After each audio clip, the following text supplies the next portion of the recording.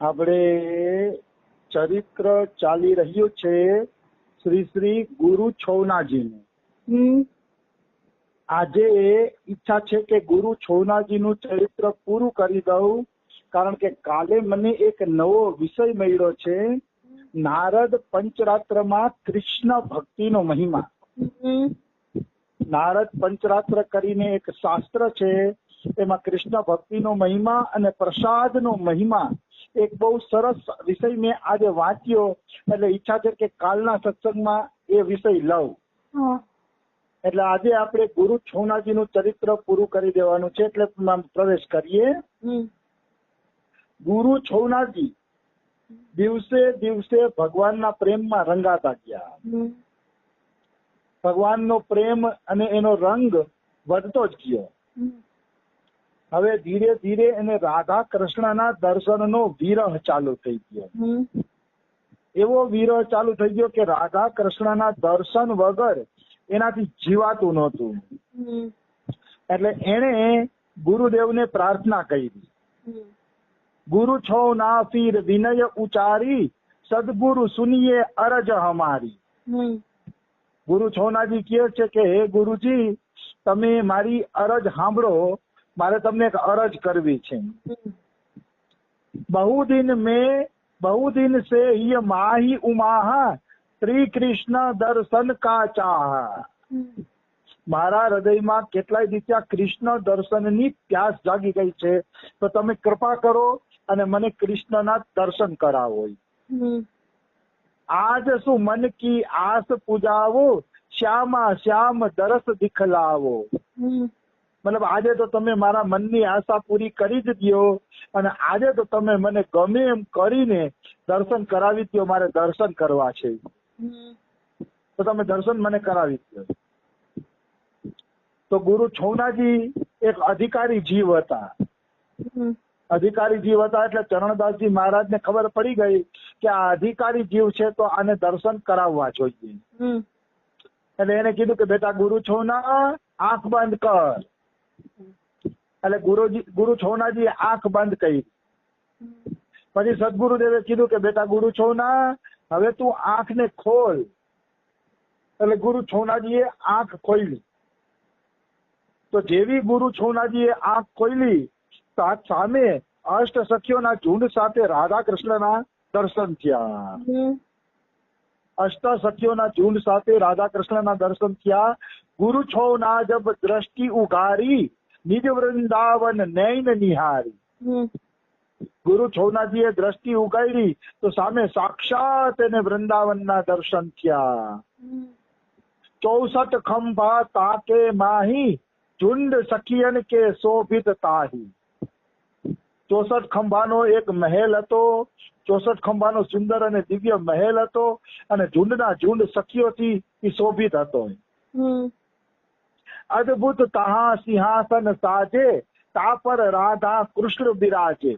અદભુત એક સરસ મજાનું સિંહાસન હતું, અને એ સિંહાસન ઉપર રાધા કૃષ્ણ બિરાજમાન હતા.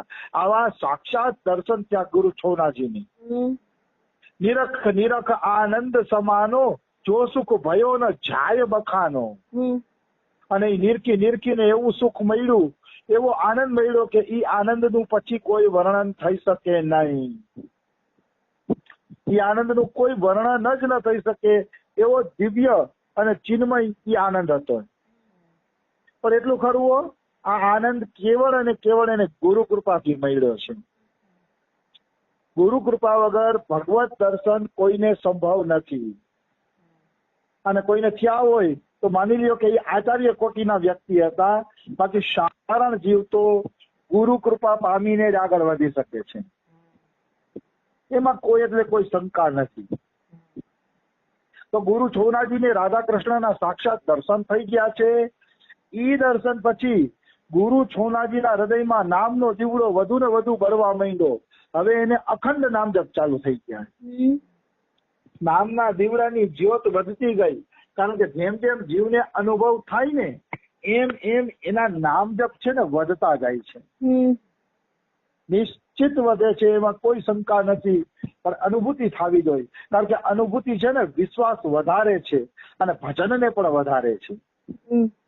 અથવા આપણે કઈ અનુભૂતિ ન થતી હોય તો કઈ નહીં, પણ અનુભૂતિ પ્રાપ્ત જો મહાપુરુષોનો સંગ કરવામાં આવે તો પણ એ આપણા હૃદયમાં એવો વિશ્વાસ ધરવી દે છે કે આપણે વિશ્વાસ આવી જાય કે ભગવાન છે.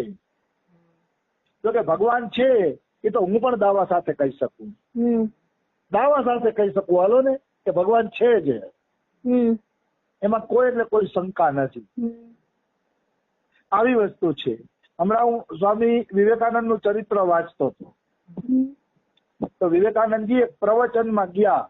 આધ્યાત્મિક જિજ્ઞાસા ખૂબ હતી વિવેકાનંદજીની, એટલે એક જગ્યાએ પ્રવચનમાં ગયા. તો પ્રવચનમાં ગયા ને તો ત્યાં એને ઓલા પ્રવચનકારને સીધો પ્રશ્ન કર્યો કે તમને ભગવાન મળ્યા છે, સીધો પ્રશ્ન કર્યો. હવે ઓલો પ્રવચનકાર છે ને એ બિચારો જેપી ગયો, મતલબ સંકોચાઈ ગયો.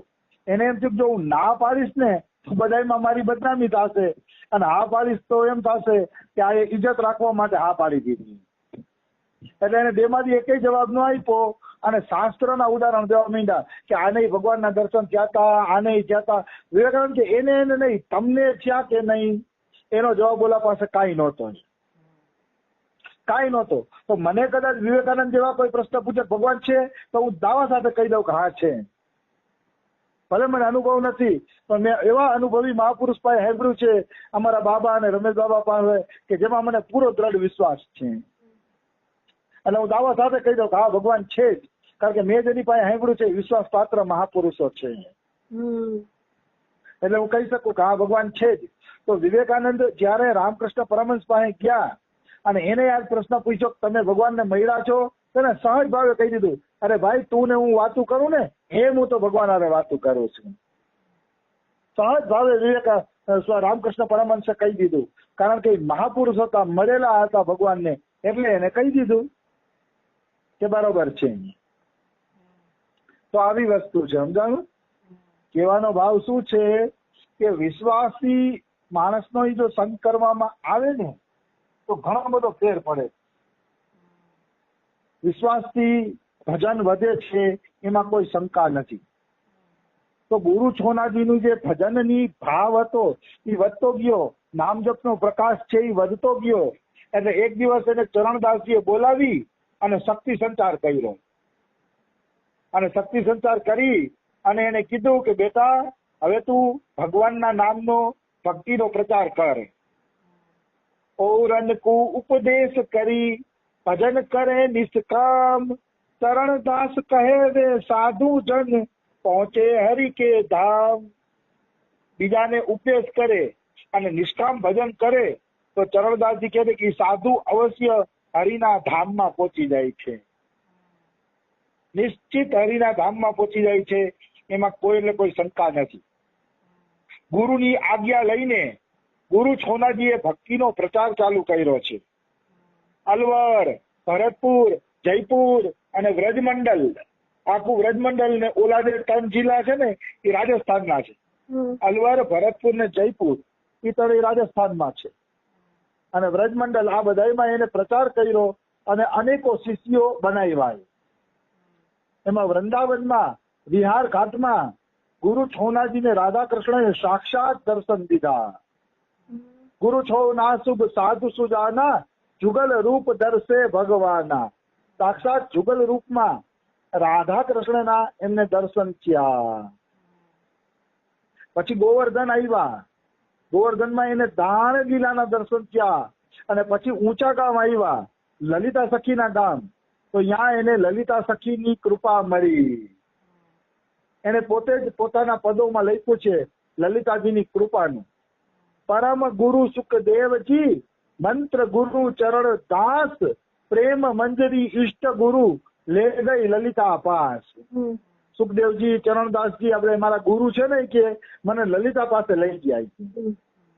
અને લલિતા સખી મમ કર ગયો, જાદે કી નિજ ઠોર, રાધે કૃષ્ણ દર્શન કિએ તાસુક કો નહીં ઓર.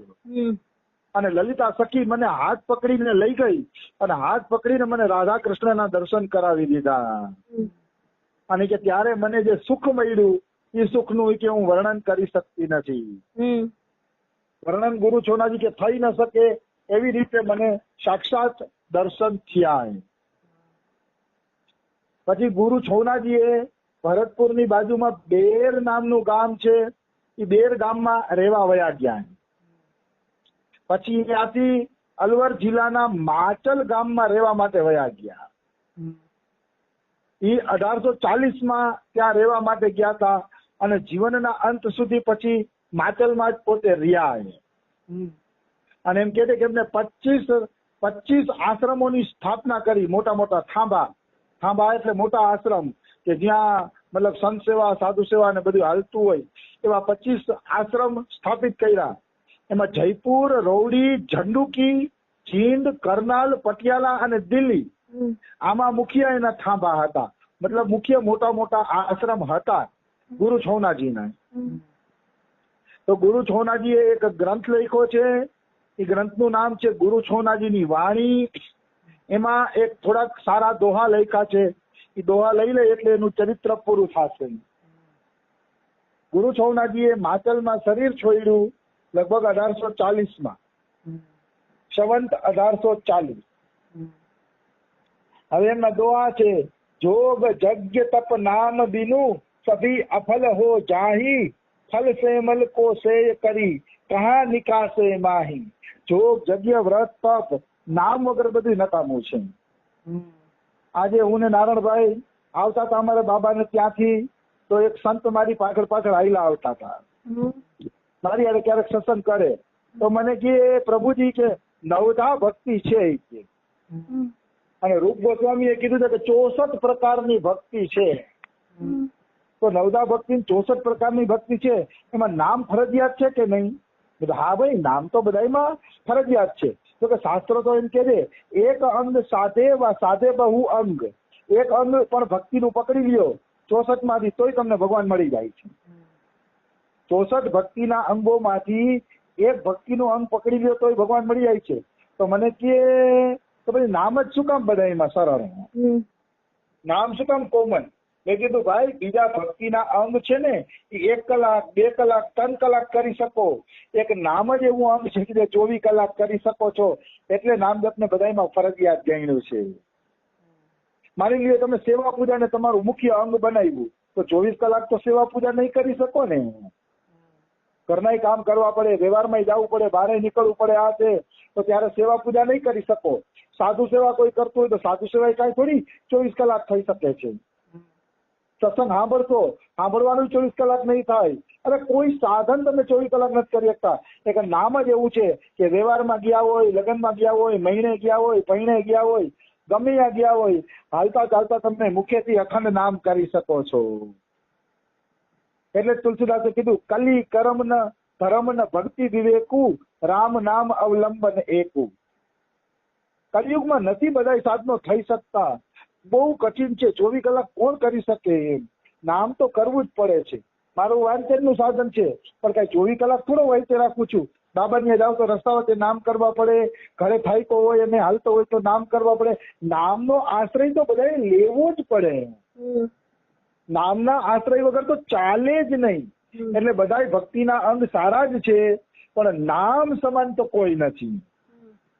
એ તો કેવું જ પડે.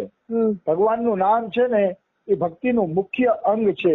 જેને નામ છોડી દીધું ને, હું તો નથી માનતો કે એ ભક્તિમાં આગળ વધી શકે.